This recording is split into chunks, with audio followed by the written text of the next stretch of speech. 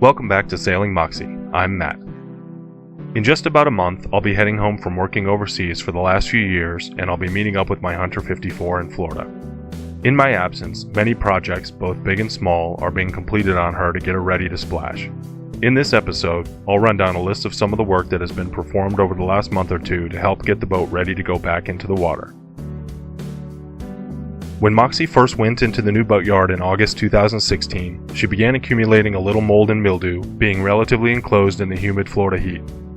This issue had actually started before I purchased her when she was still in St. Pete at the previous boatyard, which the surveyor pointed out to me. Once at the new boatyard in Port Charlotte, I had the entire boat interior scrubbed down and cleaned, and to prevent the mold coming back, we increased the amount of dry air flowing through the cabin. This was a few $100s for a professional cleaning, but it was well worth it to stop the problem and prevent it from returning. The temporary floorboards that I mentioned in a previous video that were installed in the main cabin to cover the bilge and complete the sole of the cabin also took on a coat of protective paint to help them last a little longer under the work that would be performed in the coming months. On the stern of the boat, the old name and hailing port finally came off with a lot of scraping from my father, who lives nearby and visits the boat once or twice a week to perform some of the tasks to prepare the boat for launch. The remaining adhesive will be removed with solvent, and the new name and hailing port will go on in the next few weeks. Also at the stern, the dinghy sits in its locker. The dinghy is currently being assessed and patched where necessary. It also needs to be registered as its own vessel since it has its own engine and will be under power. We took the old dinghy engine, a slightly beat up Honda 2 horsepower outboard, in for a professional look. The expected bill would be a few $100s for the repairs, which was fine, but it turned out that some of the parts were a little hard to come by and would require special order. So we set that outboard aside for the time being and will rely on an extra small outboard we had sitting in a storage shed. The keel and the keel joints were looking a little rough. Some of these areas needed to be ground down, re-fiberglassed and filled with epoxy, and sealed when the bottom gets a new paint job.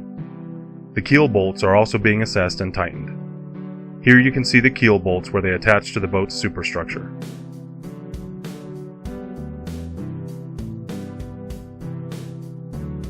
Additional bottom work includes addressing the soft spots that the initial survey identified just before I purchased Moxie.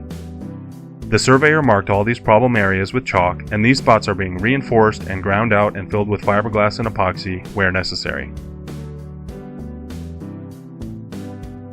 Only after all this bottom work is complete will the hull get a complete sanding and paint job, 2 coats on the bottom and 1 additional coat along the waterline with anti-fouling paint.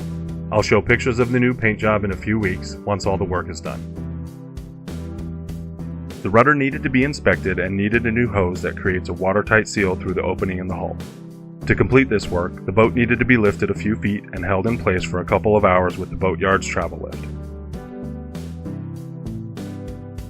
This is the old hose that was taken off, and this is the new one replacing it. This is the joint where the hose will be clamped around the rudder shaft to create the watertight seal. Probably not very fun to work in this tight space. This is a crack that was found near the top of the rudder that was letting water in. And here is the damage it was causing near the bottom of the rudder. This whole area was ground down and repaired with epoxy. A few months after I get back, I'll probably have the entire rudder rebuilt with new materials. In the meantime, the riggers were working above the deck to replace several of the lines that were oversized for the clutches and other rigging components of the boat. The lines were 5/8 of an inch, but the clutches were only rated for 9/16. It was less expensive to replace the lines than to replace all the clutches and still stay within the rigging needs of the boat. All of the boat's through hulls and through hull fittings were inspected and replaced or modified to make sure they were watertight and working properly.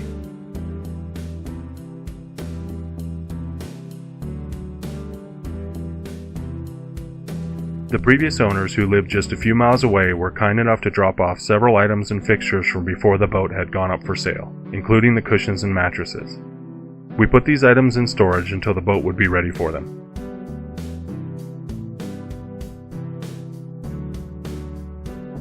In the meantime, we started buying items for the boat that we knew we'd eventually need, like extra dock lines, whenever we found good deals. Marine surplus and trading stores are good for finding used items for much cheaper than retail price. That's a quick update of some of the work that has been completed and some that's currently in progress. Once again, lots of smaller tasks and projects that are building toward launching Moxie in just a few weeks. Be sure to subscribe to this channel for more updates to come. For Sailing Moxie, I'm Matt, and we'll see you next time.